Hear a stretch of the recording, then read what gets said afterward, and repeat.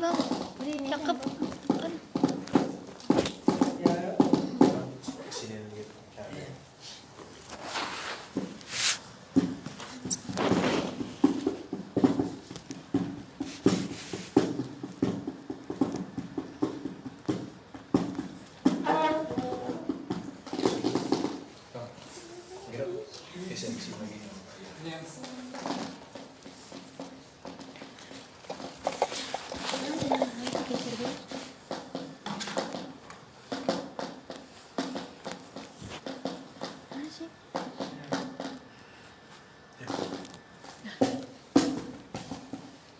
Sudah mulai kan? Berarti nggak apa-apa ya? Lampunya. Iya. Kelihatan nggak? Ada.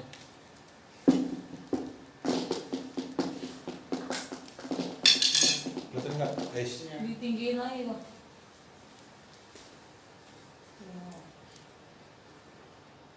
Iya. Ya. Christian. Oke, jadi ngerepotin nih. Iya, Bang. Terima kasih kepada hambanya Pendeta Jen Bolung yang mempercayakan saya untuk melayani di GPDI Kasih Karunia, dan kepada hambanya Koko, Billy dan Cici Keca yang ganteng dan cantik, Amin. sehingga kita boleh ada sebagaimana kami. Kita ada itu semua karena anugerah Tuhan. Amin. Pada hari ini saya akan menyampaikan Injil Tuhan Yesus yang bertemakan Christianity without religion. Artinya apa tuh? Kekristenan tanpa agama. Next. Juga. Diam. Kekristenan adalah agama Abrahamik monoistik berdasarkan riwayat hidup dan ajaran Yesus Kristus yang merupakan intisari agama ini, adalah yang dimana kalangan ini mempercayai bahwa hanya Yesus Kristus dan kasih karunia Allah yang dapat menyelamatkan manusia berdosa oleh karena iman. Sedangkan agama Kristen adalah buatan manusia untuk menjadikan identitas sebagai warga negara Indonesia, ya, atau yang lebih dikenal dengan KTP, kartu tanda penduduk, dalam hal ketuhanan dan status keberagamaan serta penganut kepercayaan kepada Tuhan Yang Maha Esa. Tapi tidak semua orang Kristen percaya kepada Tuhan Yesus Kristus, karena Yesus datang ke dunia bukan sebagai tokoh religius atau pemimpin sekte atau adilan khusus, tapi Kristus datang untuk menyelamatkan semua orang berdosa yang percaya kepadanya. Next. Nah, yang pertama, agama adalah usaha manusia untuk menjadi seperti Allah. Coba ini adik ini membaca ayatnya, Kejadian 3 ayat 1 sampai 6. Kejadian 3 ayat 1 sampai 6. Adapun ular ialah yang paling cerdik dari segala binatang di darat yang dijadikan oleh Tuhan Allah. Ular itu berkata kepada perempuan itu, Tentulah Allah berfirman, semua pohon dalam taman ini jangan kamu makan buahnya, bukan. 2. Lalu sahut perempuan itu kepada ular itu, buah pohon-pohonan dalam taman ini boleh kami makan. 3. Tetapi tentang buah pohon yang ada di tengah-tengah taman Allah, berfirman, "Jangan kamu makan ataupun raba buah itu, nanti kamu mati." 4. Tetapi ular itu berkata kepada perempuan itu, "Sekali-kali kamu tidak akan mati." 5. Tetapi Allah mengetahui bahwa pada waktu kamu memakannya, matamu akan terbuka, dan kamu akan menjadi seperti Allah, tahu tentang yang baik dan yang jahat. 6. Perempuan itu melihat bahwa buah pohon itu baik untuk dimakan dan sedap kelihatannya. Lagi pula pohon itu menarik hati karena memberi perhatian. Lalu ia mengambil dari buahnya dan dimakannya, dan diberikannya juga kepada suaminya yang bersama-sama dengan dia. Dan suaminya pun memakannya. Next. Ya, jadi yang pertama tadi dikatakan mereka memakan buah pohon pengetahuan yang baik dan yang jahat. Sebenarnya bukan karena mereka Adam dan Hawa memakan buah pohon itu yang mengakibatkan dia jatuh ke dalam dosa. Ya, tetapi kalau saya telusuri di sini yang menyebabkan mengapa Adam ketika memakan buah itu langsung dibilang atau langsung dikenakan status bahwa dia telah jatuh ke dalam dosa, karena yaitu tadi dia melanggar perintah Allah. Ya, memakan buah pohon pengetahuan yang baik dan yang jahat bukannya tidak baik, bukankah itu yang seharusnya kita dapati, bahwa seharusnya sebenarnya kita harus menjadi segambar dan serupa dengan Allah. Bukankah itu yang dikehendaki Allah selama ini, untuk menjadi sama seperti Dia? Tapi nyatanya kenapa dibilang ini salah? Mengapa ketika mereka memakannya langsung dibilang nanti kamu mati? Mati di sini bukan mati secara fisik. Mati di sini artinya terpisah dari Allah.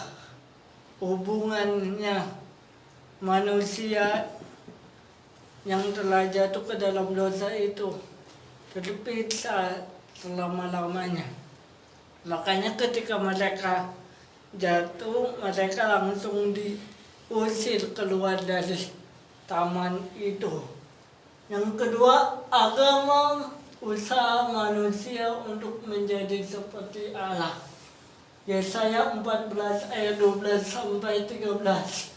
Wah, engkau sudah jatuh dari langit, hai bintang timur, putra fajar.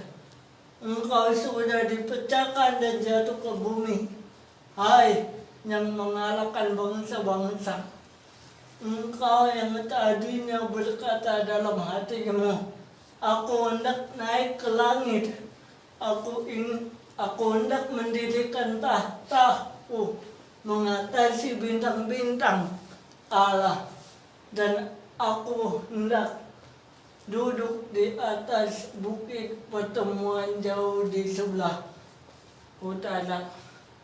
Poin selanjutnya, legalisme agamawi usaha manusia untuk menjadi seperti Kristus. Nah, dalam konteks ini apa, Bang Edo? Ini dalam kitab Yesaya ini adalah bagaimana ketika si Lucifer dibuang ke bumi, ya, kejatuhan si Lucifer dari surga dibuang ke bumi karena pada saat itu dia ingin merebut kemahakuasaan Allah, atau bisa dibilang tempat Allah.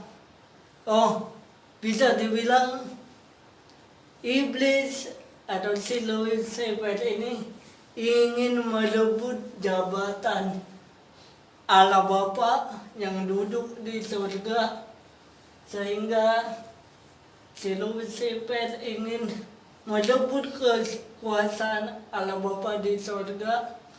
Dan seandainya Lucifer berhasil, maka kita tahu jadinya kan ujungnya si Lucifer dibuang ke bumi dan dia menjadi seorang yang jahat, atau bisa kita dibilang setan, ya, yang datang ke bumi untuk menghancurkan manusia atau mengadakan esensi daripada dosa itu. Jadi dosa itu muncul karena si jahat dibuang atau si Lucifer itu dibuang ke bumi, menghancurkan manusia yang tadinya segambar serupa dengan Allah. Iblis bertahta, berkuasa di dunia ini dan ingin menjadi seperti Allah, ya.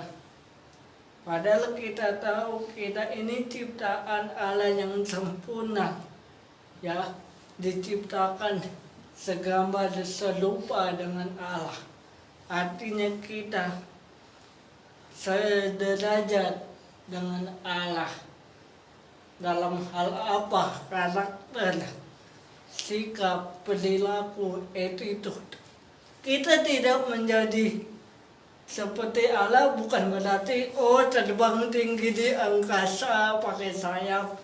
Kita menjadi seperti Allah bukan berarti lompat dari ketinggian yang tinggi berapa ratus meter terus enggak jatuh atau mati, enggak. Menjadi seperti Allah di sini karakternya, sikapnya, perilakunya, ya, itu arti segambar serupa dengan Allah. Tapi kita lihat ketika iblis jatuh, gambar itu dirusak oleh dia, ya.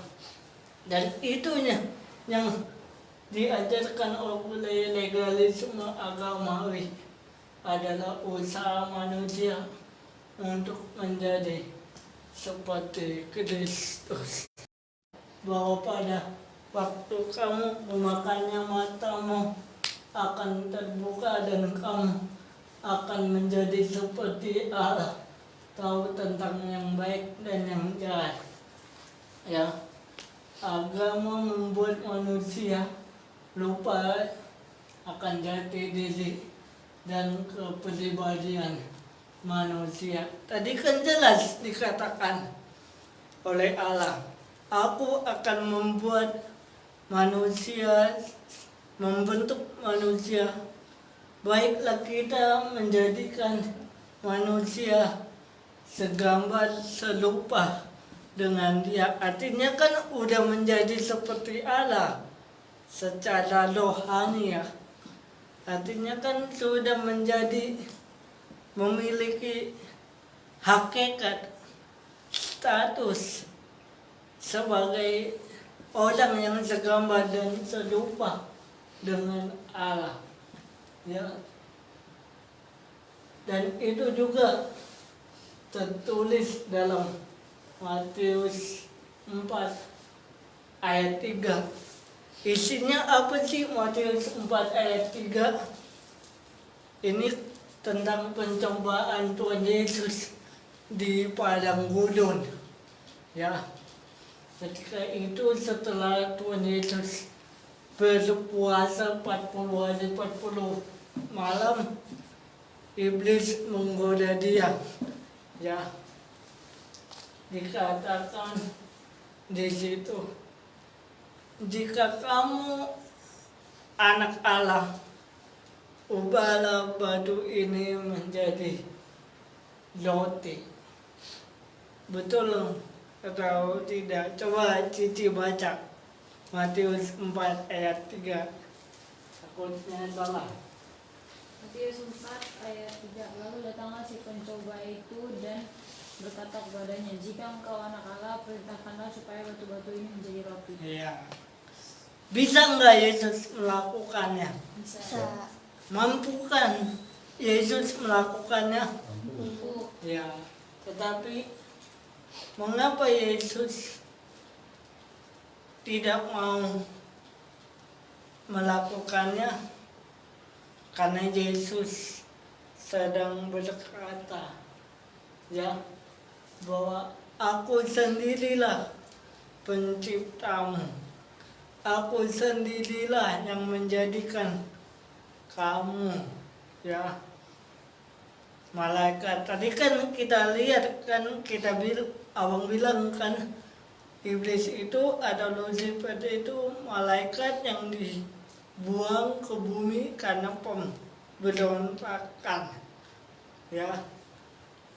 Artinya kan di situ Tuhan Yesus sedang bilang, kamu tidak berkuasa atas hidup saya, setan. Kata si baju hitam ini nunjuknya ke saya lagi. Enggak.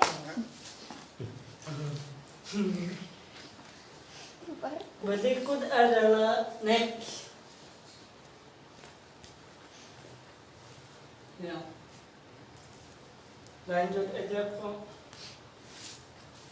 Ya.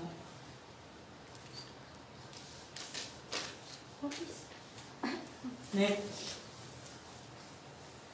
Berikut adalah ciri-ciri manusia yang berdosa yang hidup di bawah legalisme agamawi, di mana mereka mencoba menutupi dosa dan menyelamatkan diri dengan usaha dan perbuatan moral, perbuatan baik untuk memiliki hidup kekal dari Allah, tapi tidak bisa dan tidak ada yang sanggup melakukannya.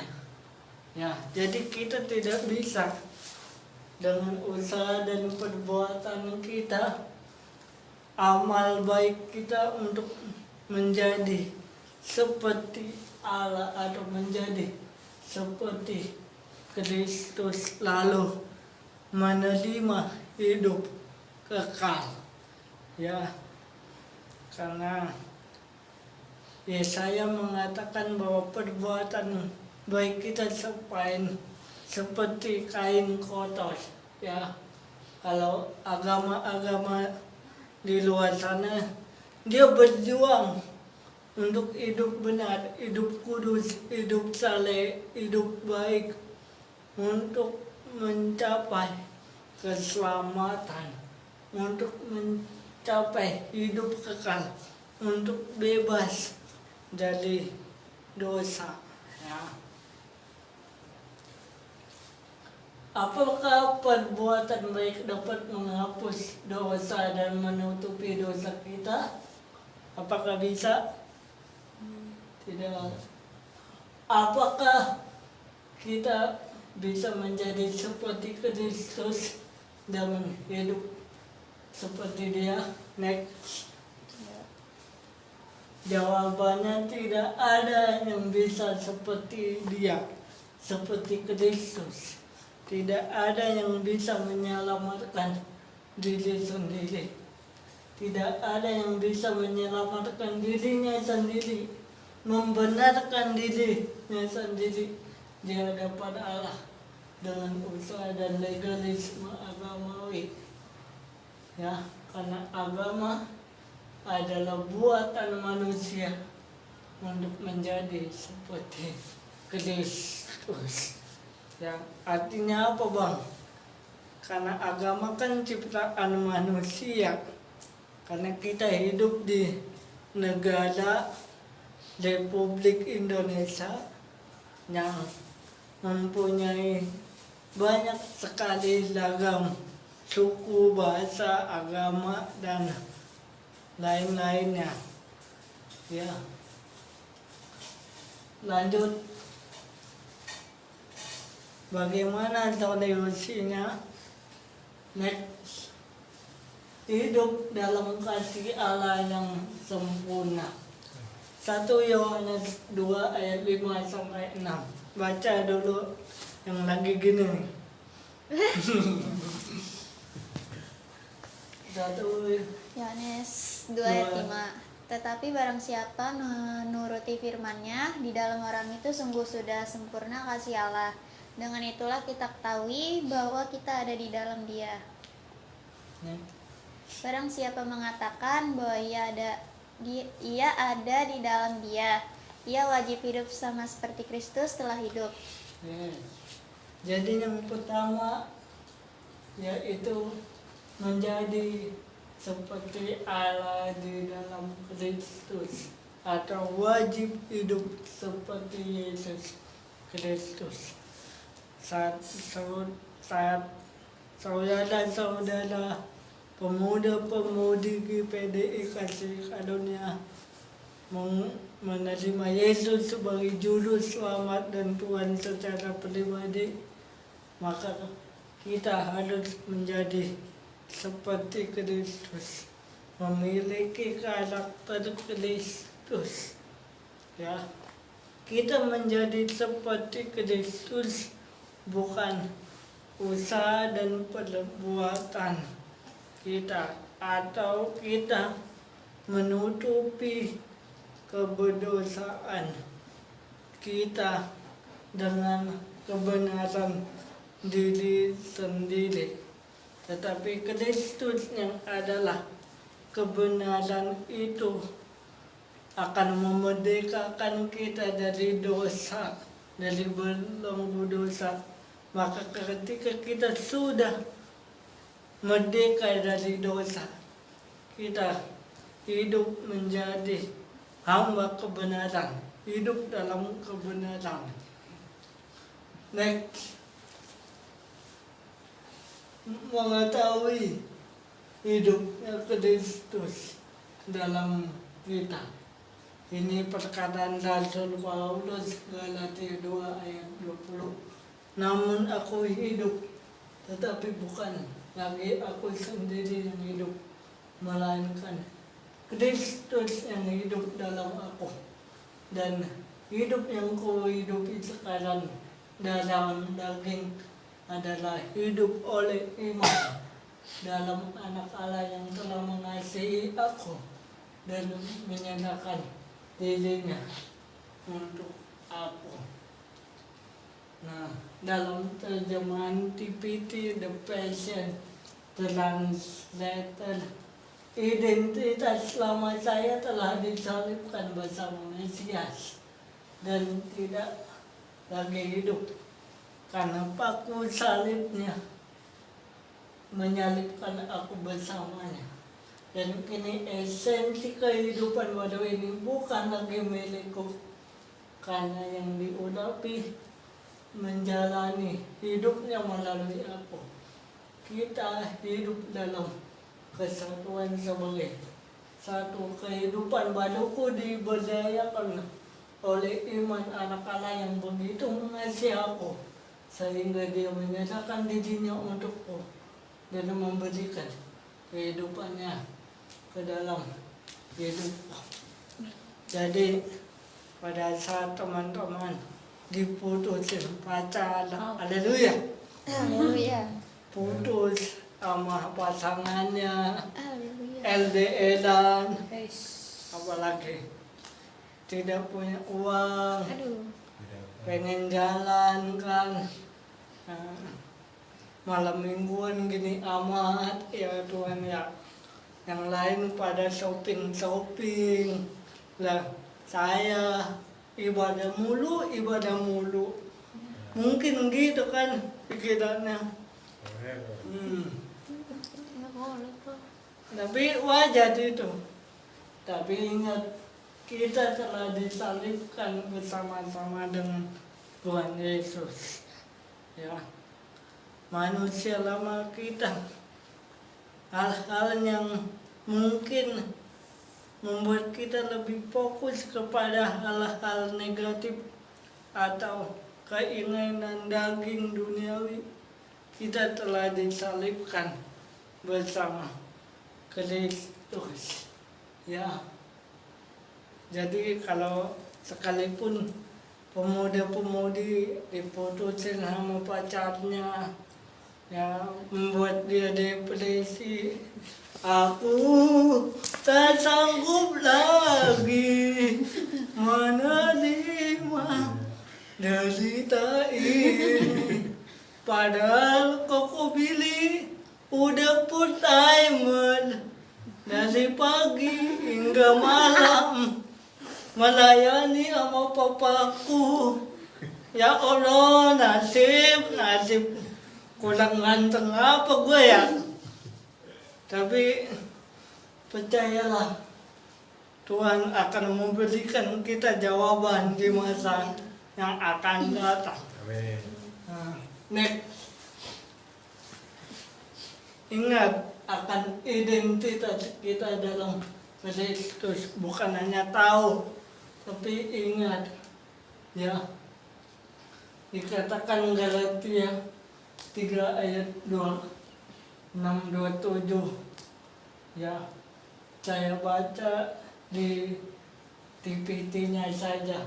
Anda semua telah menjadi anak-anak Tuhan yang sejati melalui iman kepada Yesus yang diurapi. Imanlah yang membenamkan Anda ke dalam Kristus yang diurapi, dan sekarang Anda ditutupi dan dibalut dengan pengurapannya. Terus teman-teman, sahabat-sahabat, kita semua adalah anak-anak Allah dalam Kristus. Ya, sekalipun kita dilahirkan secara jasmani biologis dari papa mama kita, tetapi saat kita percaya Yesus Kristus, kita menjadi anak-anak Allah. Next, percaya kepada Kristus sekalipun tidak melihat Anda. Ini perkataan Yesus kepada orang-orang Farisi atau ahli-ahli Taurat pada saat itu. Dia bertanya tentang seperti apakah tanda-tanda kedatangan anak manusia, dalam arti seperti apakah tanda-tanda kedatangan Yesus Kristus kedua kali. Ya, dikatakan, dan pada pagi hari karena langit merah dan teduh, kamu berkata hati bodoh, lupa langit kamu tahu membedakannya, tetapi tanda-tanda zaman tidak. Angkatan yang jahat dan tidak setia ini menuntut satu tanda, tetapi kepada mereka tidak akan diberikan tanda Nabi Yunus. Lalu Yesus meninggalkan mereka dan pergi. Nah, dalam konteks ini pada ahli Taurat, orang Farisi menebak tentang kedatangan kerajaan Allah atau hadirnya kerajaan Allah yang belum terjadi. Ya. Nah, kadang kan kita sering di khotbah-khotbah tanpa mengurangi rasa hormat saya kepada para senior yang di media kadang kan kita saking sok tahunya ketika ada sesuatu, oh tak lagi Tuhan Yesus datang, oh Tuhan Yesus akan datang pada hari ini, atau bahasa dunianya kiamat akan muncul hari ini. Pernah kan dulu ada gitu kan di media, di internet, nah, melamar-lamarkan tentang kiamat atau kedatangan Yesus kedua kali, ya. Sebab Alkitab berkata hanya Bapa saja yang tahu, ya. Tapi kita tetap percaya. Di sini kita harus tetap percaya sekalipun kita belum melihat tanda-tanda yang spesifik, real, nyata, konkret, jelas bahwa suatu hari nanti Yesus akan datang kedua kali. Kita percaya bahwa Yesus pasti akan datang kembali. Tetapi tanda-tanda zaman itu akan muncul dan tetap muncul karena sesuatu yang dinubuatkan oleh Alkitab, oleh para rasul-rasul akan digenapi satu persatu, ya. Tetapi percayalah bahwa kita orang-orang yang telah menerima Yesus sebagai juru selamat, kapanpun, dimanapun, jam berapapun Yesus datang kedua kali, kita percaya kita akan diangkat dan memerintah bersama-sama dalam kerajaannya. Oleh sebab itu Yesus berkata, "Akulah jalan dan kebenaran dan hidup. Tidak ada seorang pun yang datang kepada Bapa kalau tidak melalui Aku." Yohanes 14 ayat 6. Jadi hanya satu jalan untuk menuju kehidupan kekal, hanya satu jalan untuk memperoleh surga, yaitu di dalam nama Tuhan Yesus.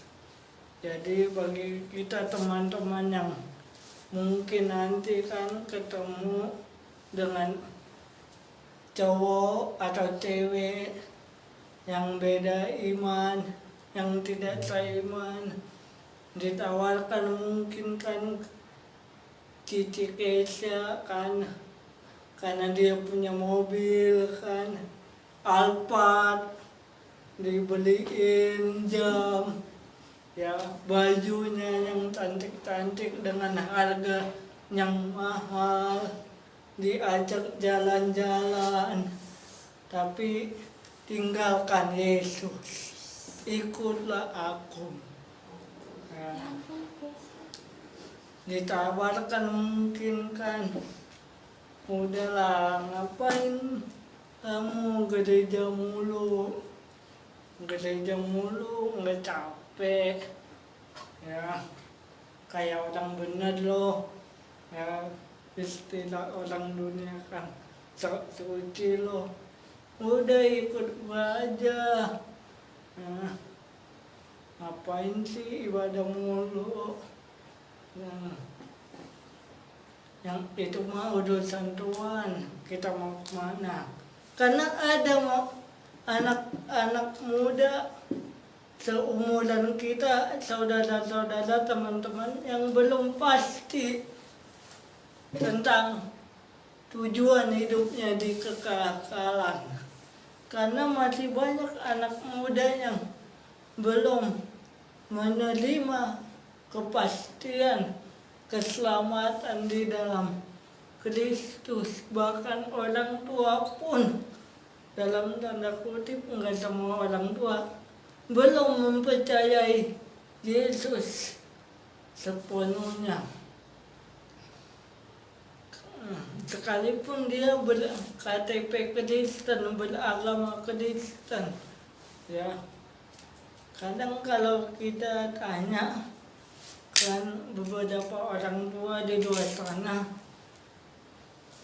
gimana nanti Bapak Ibu kalau misalnya nih ajal menjemput, ya, maut datang, apakah saudara-saudara atau Bapak Ibu percaya bahwa ketika kamu mati, kamu masuk surga? Ya, mudah-mudahan lah, Cing. Mudah-mudahan dijawab oleh Tuhan Yang Maha Esa. Ya. Bahkan anak muda pun sering saya temui, ya, aku kan berdosa, aku kan najis, aku kan kotor, aku begini, aku pasti masuk neraka. Ya, kita sebelum menerima Yesus, hampir semua kita dipastikan masuk neraka. Tetapi Allah mengaruniakan Yesus sebagai wujud kasih-Nya untuk setiap kita orang manusia di bumi ini. Ketika kita berkomitmen percaya kepada Dia, menerima Dia sebagai juru selamat, maka kita akan diselamatkan. Roma 10 ayat 9 sampai 10. Mengaku dengan mulut, percaya dengan hati, maka kamu diselamatkan. Oleh karena itu, pemuda-pemudi GPDI Kasih Karunia, biarlah kita di tempat ini bukan hanya sekadar liturgi belaka, bukan hanya formalitas belaka.